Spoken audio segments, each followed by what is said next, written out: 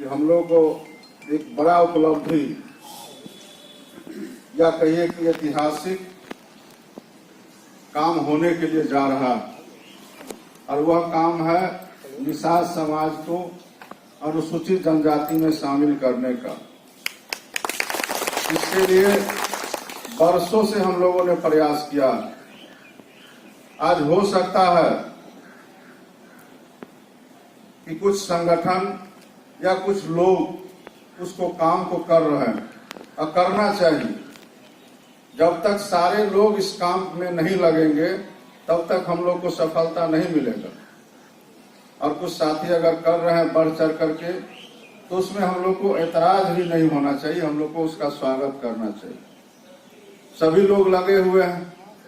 लोगों का कहना है कि अमुक व्यक्ति के कारण यह सफलता मिला, लेकिन आप इस बात को भी समझना चाहिए, यह आरक्षण का मांग कोई नया मांग नहीं।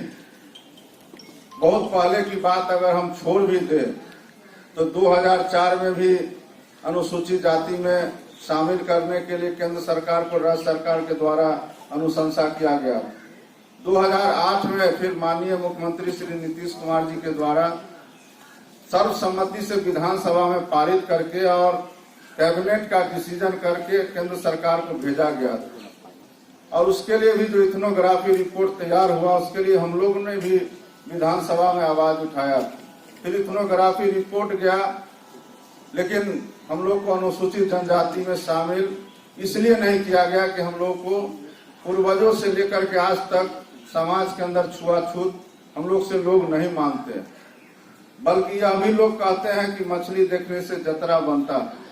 तो लोग छुआछूत नहीं मानते। इस आधार पर केंद्र सरकार ने उसको रिजेक्ट कर दिया। फिर सरकार ने हमारे ही समाज के एक प्रमुख साथी, जिसका एक सड़क दुर्घटना में निधन भी हो गया, उनके द्वारा भी समाज में बहुत ही सक्रिय भागीदारी रहती थी।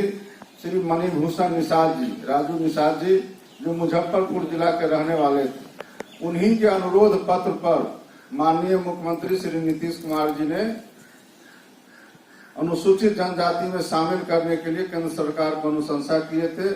और फिर केंद्र सरकार ने इथनोग्राफी रिपोर्ट के साथ उसका रिपोर्ट मांगे, और माननीय मुख्यमंत्री जी कम समय में इसका शोध करवा करके और अभी 10-15 दिन पहले केंद्र सरकार को सारा चीज देखते हुए पक्ष में रिपोर्ट किए हैं। और हम लोग को आशा है कि वह रिपोर्ट को देख करके केंद्र सरकार उस पर जल्द से जल्द अमल करेंगी और हम लोग को आरक्षण मिलेगा। हमारे माननीय मुख्यमंत्री जी हमेशा इस बात के पक्ष में रहते और बोलते भी हैं कि आबादी के अनुसार आरक्षण का दायरा बढ़ाया जाए। अभी वर्तमान में जो अनुसूचित जनजाति है, आदिवासी है, उसको बिहार के अंदर मात्र 1% का आरक्षण मिला हुआ। हम लोग को अगर 1% का आरक्षण मिलेगा तो बहुत नुकसान होगा। तो इसलिए हम लोग भारत सरकार से, माननीय प्रधानमंत्री जी से यह भी अनुरोध करेंगे इस बैठक के माध्यम से कि हमें आरक्षण भी मिले और जो आरक्षण का दायरा है वह भी बढ़ाया जाए। इसलिए भी हम लोग आज यहाँ उपस्थित हुए। इसलिए हम यह नहीं कह सकते कि कोई भी संगठन अगर काम कर रहे हैं तो आज 1-2 साल से कर रहे हैं, लेकिन यह मांग वर्षों से बिहार के अंदर होता रहा। और यह मांग भी हमारे मणिभूषण निषाद जी के अनुरोध पर माननीय मुख्यमंत्री जी ने केंद्र सरकार को भेजा था। तो यह मांग अगर पूरी होती है तो हम निषाद समुदाय के लोगों का भी दायित्व बनता है कि हम बिहार सरकार और माननीय मुख्यमंत्री जी के इस ऐतिहासिक कदम का हम लोग सराहना करें और उनको आज यहाँ उपस्थित हुए हम लोग इसी उद्देश्य से कि इस कार्यक्रम के माध्यम से उन्हें हम लोग धन्यवाद ज्ञापित करें। और साथ ही जो महिला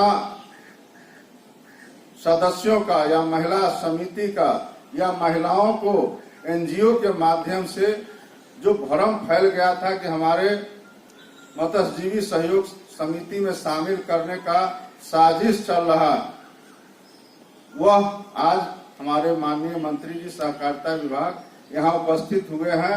इसीलिए कि इस भ्रम को हम लोग पूरी तरह से खत्म कर दें। अन्य जो हमारे निषाद समुदाय का समस्या है उसके लिए भी हम लोग आग्रह करेंगे सभी निषाद समुदाय के जो हमारे नेता हैं, नेतागण हैं, उनसे कि एक दिन आप लोग एक कार्यक्रम को तय कीजिए और पूरे बिहार से लोगों को बुलाइए। हम लोग सहकारिता मंत्री जी से भी अनुरोध करेंगे, जो हमारे मत्स्य विभाग के मंत्री हैं आदरणीय पशुपति नाथ पारस जी, उनसे भी हम अनुरोध करेंगे कि वो लोग भी आवे और सम्मिलित रूप से हम लोग एक कार्यक्रम करेंगे।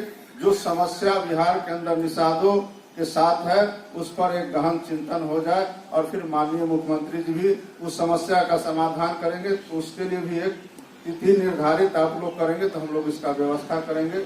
आज की इस बैठक में यही मुख्य रूप से विषय है। अन्य जो आप लोगों का कोई समस्या होगा क्षेत्रीय तो वह भी आप लोग रख सकते हैं।